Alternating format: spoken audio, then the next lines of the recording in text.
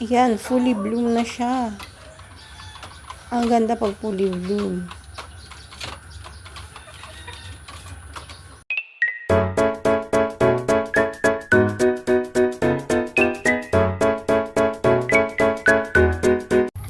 Ayan, hello and welcome back ulit sa aking channel. So, ito yung mga bugis ko. Pansinin nyo, mga payat, parang mga dehydrated. At mga stick. So, itong mga bugis na to, nandun doon sa kabila. Nalililiman sila. Hindi sila ganang naaarawan. Kaya nilipat ko dito sa kabilang lote. So, dito, maaarawan sila. Ayan, mapupuli sunlight sila dito. Kaya tingnan nyo, oh. Ayan mga yan. Kaya ganyan, ilan ng bulaklak, mga parang stick.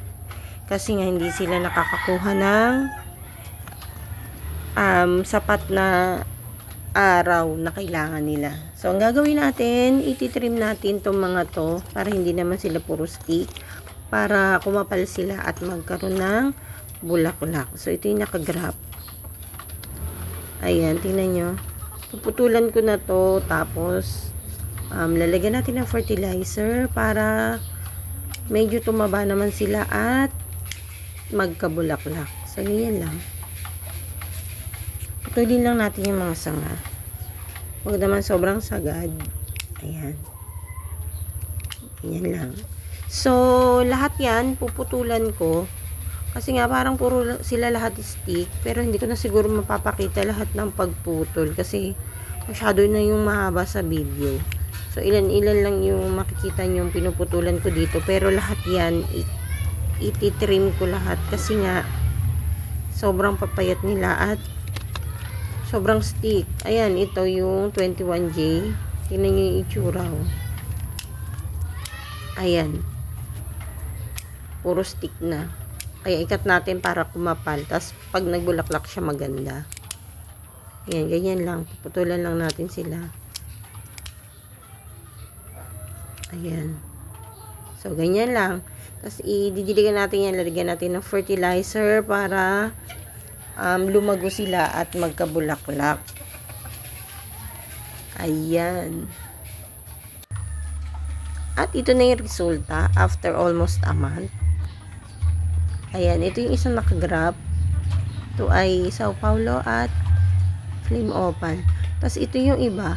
Ito hindi ko alam yung ID pero ang lalaki ng bracts niya. Nakagrap din yan dyan. Ayan, so hindi na masyadong obvious yung mga stick nila. May mga dahon na at saka may mga flowers na. So ito yung aking China Beauty na nakagrap din.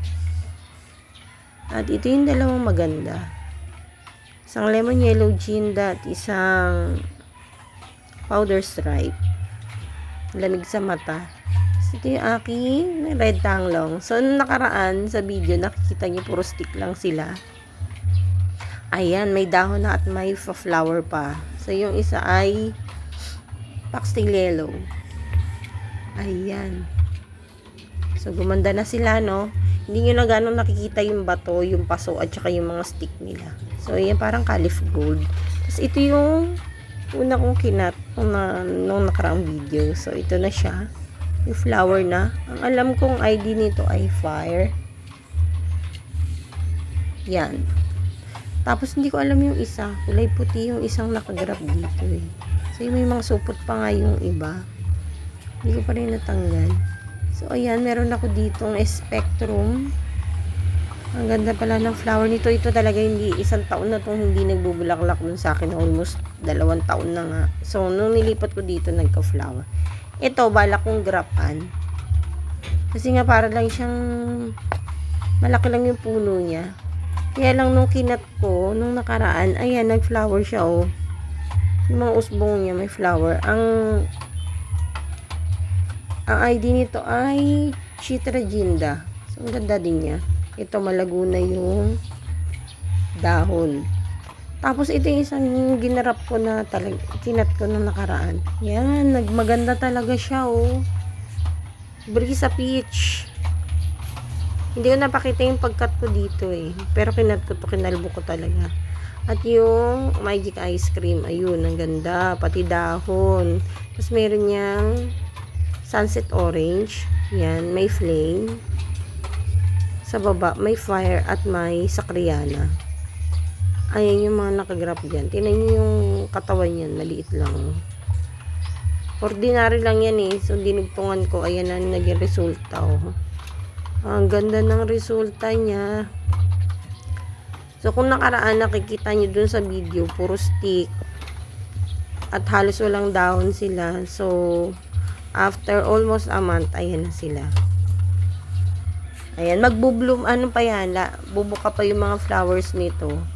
Kasi hindi pa siya halos bloom na bloom. Hindi pa fully bloom. Mga siguro ilang weeks pa, bubuka ng sobra na yan. So, siguro punong-puno na yung flower nitong brisa na to. Baka hindi na makita yung mga dahon. Tsaka itong magic ice cream. Ang ganda niya. Parang siyang bouquet. Tapos makikita mo dun, ayun, no? May yellow, may pink, may orange. Tapos may red. Ang lamig sa mata. Ang ganda na nila tingnan. So, yung mga hindi ko nakikitang nagpa-flower nung nakaraan, nakita ko na yung bulaklak kasi nga nilipat ko sila dito. Ayan, nakakuha sila ng, yung tamang sikat ng araw. Tapos, fertilizer. Ayan. Ito yung aking Tima Light Pink. Ayan, kalbo-kalbo din yun nung nakaraan. So, ayan na siya, oh, nagpa-flower na.